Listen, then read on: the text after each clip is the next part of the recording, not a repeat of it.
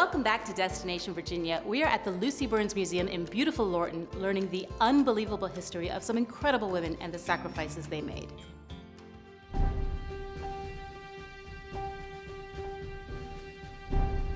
Laura, thank you so much for meeting with me. I cannot wait to hear all about it. Oh, it's my pleasure to have you here. So this is your baby, your brainchild. Yes, I've been working on it since about 2012.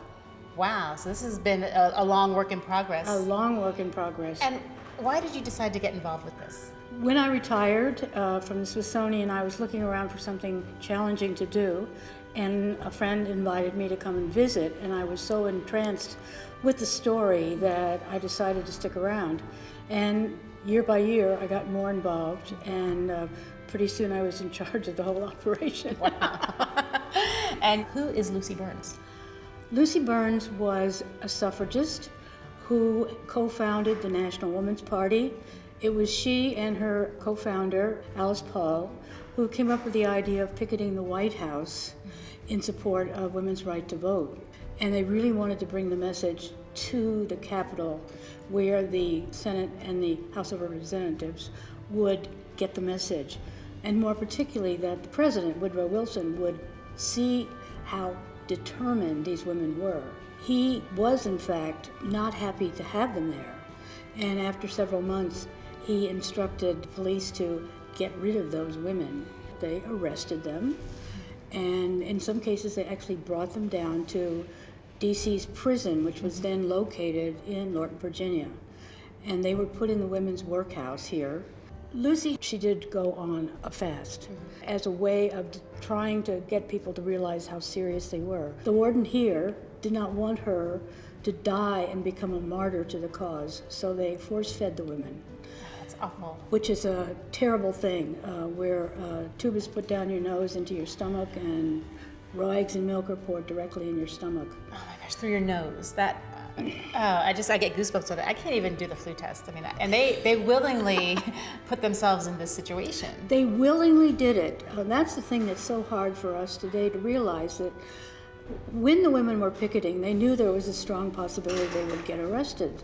They also knew there was a strong possibility that they would go to prison. And they did it because they thought it was so important to get the right to vote.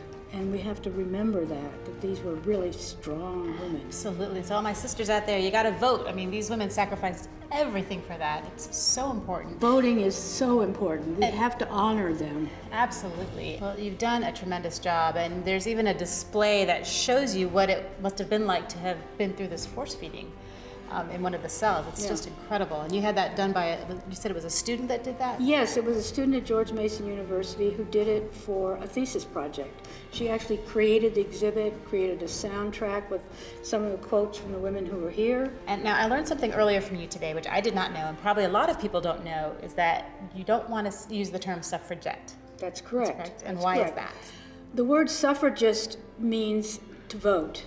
And the women here in the United States, as well as England, call themselves suffragists.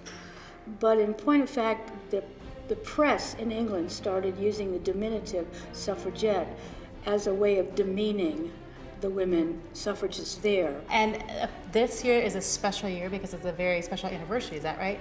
Yes, it's the 100th anniversary of the signing of the 19th Amendment. And we have on the floor what the 19th Amendment actually said for women. The right of citizens of the United States to vote shall not be denied or abridged by the United States or by any state on account of sex, period. Our tour of women's voting history is not quite over. In fact, an incredible memorial honoring the millions of women who fought to win the right to vote is being built right here in Lorton, and I was thrilled to have the opportunity to speak with the executive director, Pat Wirth.